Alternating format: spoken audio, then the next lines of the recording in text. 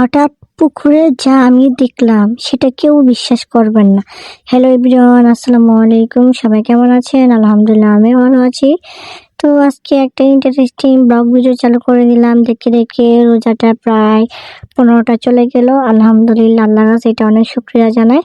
যাই হোক, ঘুম থেকে উঠে ফ্রেশ হয়ে আমি একটু বাইরে আসছি। বাইরে এসে দেখি যে আমাদের রোডের যে রাস্তায় যে লাইনের কাজগুলা হয়েছে অনেক সুন্দর হয়েছে। সাদা দাগটা দেওয়াতে অনেক ভালো লাগতেছে। রোড ক্রসিং এর ওখানে বাচ্চাদের চলাচলের জন্য এটা অনেক ভালো হয়েছে। তো আমি একটা হাতের ক্লিপ নিয়ে নিলাম। আর আমি সবসময় হাতের ভিডিও তুলতে এবং পিক ওঠাতে সবচেয়ে বেশি পছন্দ করি।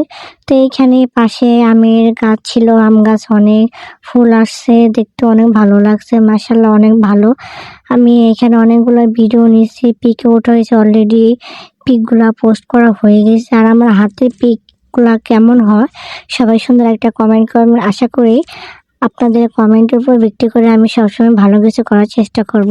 তো ভিডিওর মাঝে একটা কথা বলবো, আমার পেজটা ফলো দিয়ে পাশে থাকবেন, লাইক কমেন্ট করে শেয়ার করবেন। তো যাই হোক, এইখানে আমি দেখেন স্লো মোশন একটু ভিডিও ক্লিপ নিচ্ছি। কেমন হয়েছে ওটা একটা বলবেন। আর আমার হাতার লেসটা অনেক সুন্দর হয়েছে, তাই না? আসলে অনেক সুন্দর হয়েছে। এটা আমার খুব পছন্দ একটা ড্রেস ছিল। তো এইখানে সব থেকে ইন্টারেস্টিং বিষয়টা হলো কি, হঠাৎ পুকুর পাড়ে এসে দেখি যে এইখানে অনেকগুলা লাউ ফুল ফুটছে। তো দেখেন কত সুন্দর, এই সিজনে এখনো যে লাউ ফুল পাওয়া যায় এটা দেখে আসলে আমি অনেক অবাক হয়ে গেছি, তাই না? আর দেখেন সেদিন প্রচন্ড রোদ ছিল, এই রোদের ভিতরে আমি লাউ গাছে ফুল ভিডিওটা নিছি, পিকে উঠাইছি। আর ফুলটা কতটা সুন্দর, কুচি কুচি লাউ, দেখতে অবাক। এটি হচ্ছে সবচেয়ে ইন্টারেস্টিং একটি ব্লগ ভিডিও। তো এখন আমি ইফতারের জন্য রান্নার একটু ভিডিও ক্লিপ নিয়েছি। এখানে পুকুরে মাছ রান্না করা হবে। এটা ছিল আমাদের পুকুরে কার্পু মাছ মেবি মনে হয়। তো ওইটা একটু ভেজে নিচ্ছি, ভেজে রান্না করতে হয়, কারণ আমার ভাই কখনো সরাসরি এইভাবে মাছটা খায় না, এই জন্য আমি একটু ভেজে নিচ্ছি। একটু হলুদ, মরিচ, লবণ নিয়ে, অনেকেই শুধু হলুদ এবং লবণ দিয়েই মাছটা ভেজে নেয়। তো এই পাশে আমি একটু আলুটাও ভেজে নিচ্ছি, কারণ যেহেতু বড় আলু একটু ভেজে নিলে আলুর গন্ধটা তেমন থাকে না। তো আলুটা ভেজে নেওয়ার পর আমি বাইরে চলে যাব। একটু আলুটা ভালো করে ভেজে নিচ্ছি। আর তেলের পরিমাণটা খুব কমই দিয়ে দিচ্ছি, কারণ আপনি দেখতে পাচ্ছেন এখানে তেলের পরিমাণ তেমন নাই। তো এখন আমি বাইরে চলে আসছি। বাইরে ইফতারের যে আয়োজনগুলো আছে ওগুলো করে নিলাম। এখানে পেঁয়াজু ভেজে নিয়েছি। তো পেঁয়াজুটা খেতে ভাজা হয়েছে, ওইটাও একটু ভিডিও আমি অলরেডি পোস্ট করা হয়ে গেছে। আর আমার পেজটা সবাই পাশে থাকবেন, লাইক করবেন, কমেন্ট করবেন, শেয়ার করবেন। আমার ইউটিউব চ্যানেলটাও সবাই একটু সাবস্ক্রাইব করবেন। দয়া করে আমার ইউটিউব চ্যানেলে ভিডিওগুলো দেখে আসবেন। তো এর ফাঁকে এখন আমার ইফতারের আয়োজন শেষ। এখন আমি তরকারিটা রান্না করবো। যেহেতু এখানে কার্পু মাছ রান্না করা হবে, এখানে ডাঁটা, আলু এবং বেগুন দিয়ে আমি মাছটা রান্না করবো একটু ঝোল ঝোল, কারণ ইদানিং এই গরমের সিজনে ঝোল তরকারি খেতে সবচেয়ে বেশি ভালো লাগে।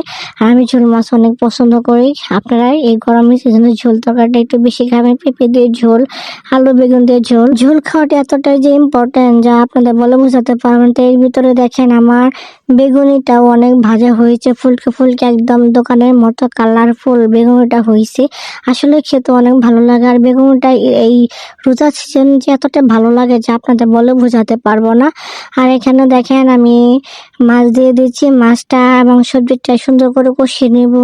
এখানে যেহেতু মাছের মাথাটা আগে দিয়ে দিলাম, আর তরকারির পরিমাণটা খুবই কমই করা হয়েছে শুধু সেরে খাওয়ার জন্য, কারণ এই রোজার সময় আমরা তরকারির পরিমাণটা একটু খুবই কমই খাই। এই জন্য একবেলা খাওয়ার জন্য যতটুকু রান্না করা দরকার আমি সেটাই করছি।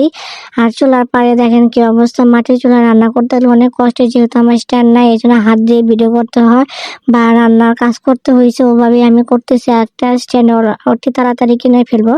আর আপনাদের কাছে একটা অনুরোধ, আমার পেজে ভিডিও একটু শেয়ার করে দেবেন, কারণ আমার পেজে কোনো কিছু সেট আপ আসতেছে না, কারণ সেট আপ না আসলে কখনো সফল হতে পারে না। আমি এখান থেকে সফল হতে চাই। সবাই ভালো থাকবেন। আসসালামু আলাইকুম।